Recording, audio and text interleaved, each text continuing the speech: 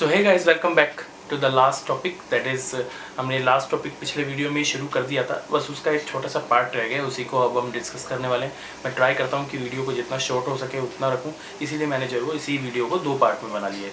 तो last topic जो हमारा रह गया था पिछली वीडियो में, that is of the coordination, ठीक है, यानी कि समन्वय। अब कोऑर्डिनेशन होता क्या है? कोऑर्डिनेशन होता है कि सिंपल भाषा में अगर मैं बोलूँ कि अगर मैंने आपसे कुछ कहा और आपने उसे ढंग से समझ लिया, ठीक है, और हम दोनों के बीच में जो है वो कोई भी वैचारिक मतभेद यानी कि इंटेलेक्चुअल कोई भी क्या बोलते हैं, डिसकोऑर्डिनेशन नहीं है, कोई भी हमारे बीच में जो है वो प्रॉब्लम्स नहीं है, ठीक है, हम लोग जो है वो एक दूसरे के साथ में जो है वो साथ में मिल करके काम कर सकते हैं, तो दिस इज कोऑर्डिनेशन, ठीक है। तो अब ये जो कोऑर्डिनेशन होता है वो सभी फंक्शंस के बीच में होता है, ठीक है। ये जो कोऑर्डिनेशन होता है, समन्वय होता है, वो सभी कार्य यानी कि मैनेजमेंट यानी कि प्रबंध के सभी कार्य यानी कि फंक्शंस ऑफ मैनेजमेंट के बीच में होना बहुत ज़रूरी है।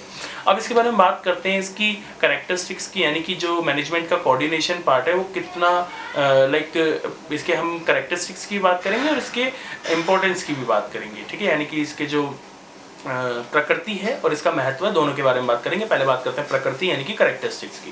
तो सबसे पहला, कोऑर्डिनेशन इंटीग्रेट्स ग्रुप एफर्ट, यानी कि समन्वय सामूहिक कार्यों में एकात्मकता लाता है।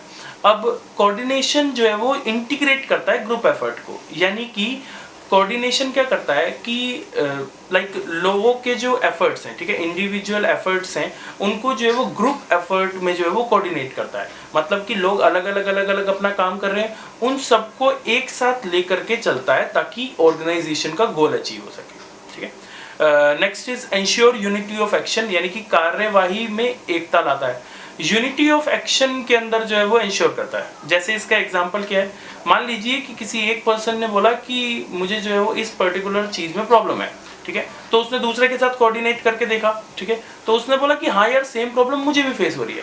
तो अब इनके लिए एक्शन लेना इजी हुआ ना, कि ये ऊपर के लेवल से बात कर सकते हैं कि देखिए सर, मुझे भी प्रॉब्लम थी, इसे भी प्रॉब्लम है, तो यानी कि प्रॉब्लम एक्चुअल में है, तो एक्शन के अंदर जो है वो कोऑर्डिनेशन आता है। Next is a continuous process, ठीक है, तो coordination is a continuous process, यानी कि निरंतर चलने वाली प्रक्रिया है।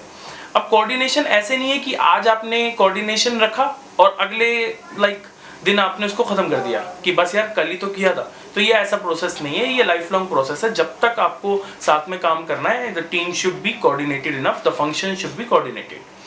Next is coordination is an all pervasive function, यानी कि सर्वव्यापी है। जो कोऑर्डिनेशन है वो ऐसा नहीं है कि किसी एक लेवल की रिस्पॉन्सिबिलिटी है। मतलब आप ऐसा नहीं बोल सकते कि मान लीजिए कि आप जो है वो एक कंपनी में जो है वो HR है, ठीक है, मतलब आप जो है वो ह्यूमन रिसोर्स डिपार्टमेंट के हेड है। अब आप अपने नीचे के एम्प्लॉइज को बोलते हैं कि यार तुम लोगों में कोऑर्डिनेशन नहीं है, तुमको पता ही नहीं होता कि दूसरे वाले ने रिपोर्ट भेज दी नहीं भेज दी, तुम्हारी आपस में बातचीत नहीं है। और आपकी खुद की दूसरे फंक्शन से, HR किस फंक्शन में आएगा, स्टाफिंग के फंक्शन में आएगा, और आपकी दूसरे किसी डिपार्टमेंट के, मतलब प्लानिंग हेड से, प्लानिंग का जो डिपार्टमेंटल हेड है उससे आपका खुद का कोऑर्डिनेशन नहीं है, उसमें आपके बीच में डिफरेंसेस हैं। तो कोऑर्डिनेशन ऐसा नहीं है कि सिर्फ एक लेवल की रिस्पॉन्सिबिलिटी है, ये हर लेवल पर होना चाहिए, कोऑर्डिनेशन हर लेवल पर जरूरी है, ठीक है। तो ऑल परवेसिव फंक्शन है, सर्वव्यापी है। एंड इसके अंदर next point is responsibility of all managers, यानी कि सभी प्रबंधकों का जो है वो ये उत्तरदायित्व है। अब ये जो है वो कोऑर्डिनेशन जो है वो सभी मैनेजर्स की रिस्पॉन्सिबिलिटी है। क्या रिस्पॉन्सिबिलिटी है कि खुद पे भी एप्लीकेबल करें और टीम में भी एप्लीकेबल करवाएं, ठीक है। क्योंकि कई बार क्या होता है कि ये अगर आपने एज अ ईज छोड़ दिया ना कि देखिए आप लोगों को रखना चाहिए, तो आपने अगर ऑप्शन छोड़ दिया लोगों के लिए और लोगों ने कोऑर्डिनेशन नहीं रखा, तो आपकी कंपनी के लिए बहुत लॉस है। तो एज अ मैनेजर जो है वो आपका फर्ज बनता है कि पहला तो आप खुद कोऑर्डिनेशन रखें सबके साथ में, और दूसरा लोगों से रखवाएं। इसके अंदर लास्ट पॉइंट आ जाता है, coordination is a deliberate function, एक सोचा समझा कार्य है। ये मैं अभी आपको लास्ट में बता चुका हूँ कि ये सोचा समझा कार्य है, कि मैंने अभी बोला ना आपको कि आपको करवाना पड़ेगा, सोच समझ के आपको करवाना पड़ेगा। क्यों? क्योंकि अगर आप ये डेलिब्रेटली नहीं करवाएंगे, सोच समझ के नहीं करवाएंगे और लोगों पर छोड़ देंगे, तो लोग अपनी मर्जी से तो कुछ नहीं करते हैं। तो इसीलिए जरूरी ये है कि आप जो है वो लोगों से ये करवाएं।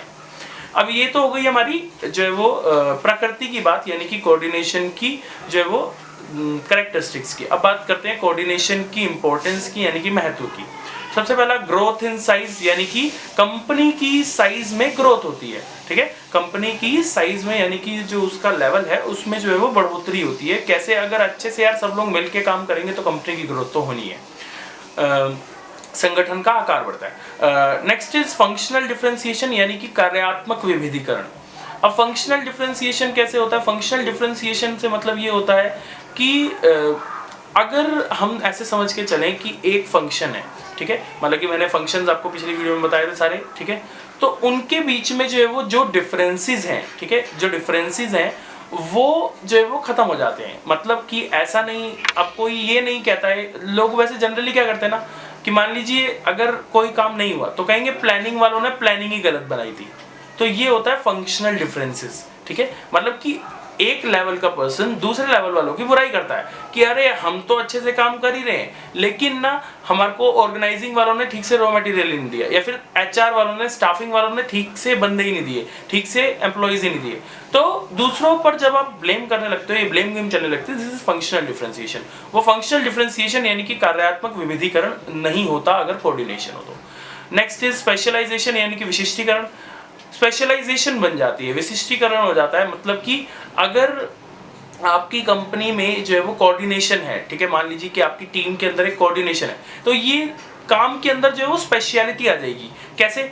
वो पर्सन जो है वो अपना काम ही करेगा सिर्फ, क्योंकि उसका कोऑर्डिनेशन है दूसरे के साथ में कि मैं यही कर लेता हूँ, तू ये कर दियो, ठीक है। तो अगर कोई बंदा एक ही काम रोज रोज करेगा और उसे पता है कि बाकी सारे काम का बर्डन उस पर नहीं है क्योंकि उसका कोऑर्डिनेशन अच्छा है, तो उसका जो है वो स्पेशलाइजेशन हो जाता है, यानी कि विशिष्टीकरण हो जाता है। सो आई होप गाइज आपको ये इंपॉर्टेंस और कैरेक्टरिस्टिक्स जो है वो कोऑर्डिनेशन की क्लियर हो गई होंगी। अगर फिर भी कोई डाउट है तो you can ask us in the comment section. Like कीजिए, शेयर कीजिए, सब्सक्राइब कीजिए। Thank you very much.